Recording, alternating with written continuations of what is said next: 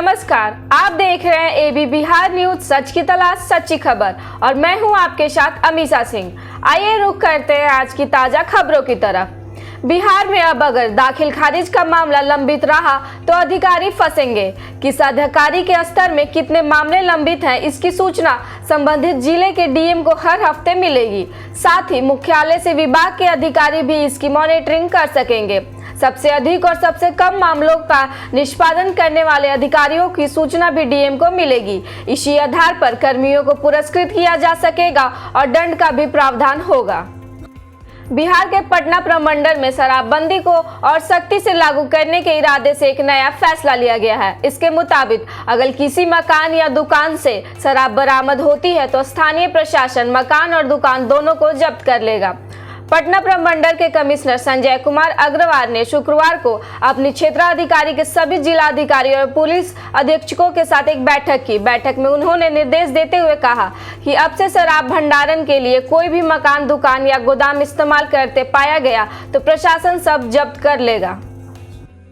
बिहार के सभी 38 जिलों में दूसरे चरण का कोरोना टीकाकरण आज से शुरू हो चुका है।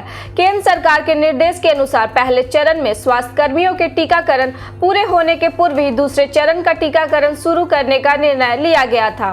दूसरे चरण में फ्रंटलाइन वर्कर का टीकाकरण किया जाएगा। इसमें पुलिस, सीआरपीएफ, एनडीआरएफ, होमगार्ड कर्मी, नगर निगम कर्मी, सैनिक, रेलवे, स्वास्थ्य शोध, ऊर्जा, मानव संसाधन आदि विभागों के कर्मियों का टीका लगेगा। स्वास्थ्य मंत्री मंगल पांडे ने बताया कि राज्य में 7 फरवरी तक दूसरे चरण के कोरोना टीकाकरण के लिए निबंधन होगा। राज्य में अब तक 1,99,000 फ्रंटलाइन वर्कर का निबंधन दूसरे चरण में कोरोना टीकाकरण को लेकर किया गया है। इस संख्या में अभी बढ़ोतरी होगी।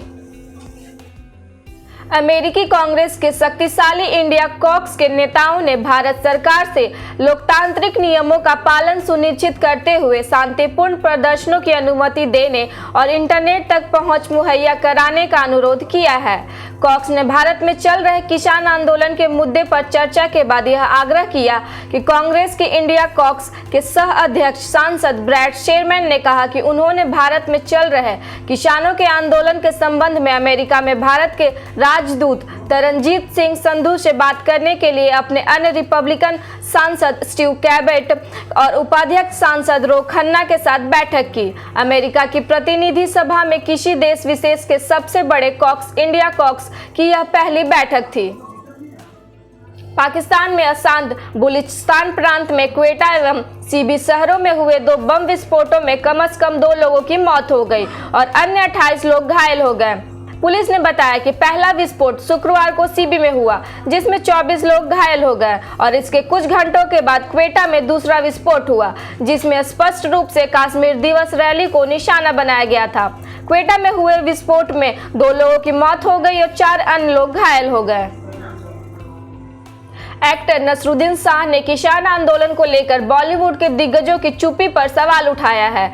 नसरुद्दीन शाह ने कहा कि इन दिग्गजों को अपनी दौलत खोने का डर सता रहा है। आखिर जब उन्होंने 7 पीढ़ियों के लिए कमा रखा है तो कितना खो देंगे। एक इंटरव्यू में नसरुद्दीन शाह ने कहा कि यदि किसान सर्दी में बैठे हैं तो हम यह कहकर चुप नहीं रह सकते कि हमें फर्क नहीं पड़ता। जब सब कुछ तबाह हो जाएगा तो आपको दुश्मनों से ज्यादा दोस्तों की खामोशी चुभेगी। खामोश रहना जुर्म करने वालों की तरफदारी करना है। हमारे फिल्म इंडस्ट्री के जो धुरंधर लोग हैं वे शांत बैठे हैं। आरआरबी एनटीपीसी परीक्षा भर्ती के चौथे फेज का शेड्यूल जारी कर दिया गया है। इस चरण की एनटीपीसी परीक्षा 15 फरवरी से शुरू होगी और 3 मार्च तक चलेगी। आरआरबी एनटीपीसी भर्ती परीक्षा के चौथे चरण में 15 लाख अभ्यर्थी परीक्षा देंगे। ये अभ्यर्थी 5 फरवरी यानी कल रात 9 बजे से आरआरबी की वेबसाइट पर अपनी एग्जाम, सिटी, डेट, शिफ्ट की डिटेल चेक कर सकेंगे। साथ ही SC/ST अभ्यर्थी ट्रैवलिंग अथॉरिटी भी डाउनलोड कर सकेंगे। इस चरण में भी अभ्यर्थियों को उनके एडमिट कार्ड परीक्षा तिथि से 4 दिन पहले उपलब्ध होंगे।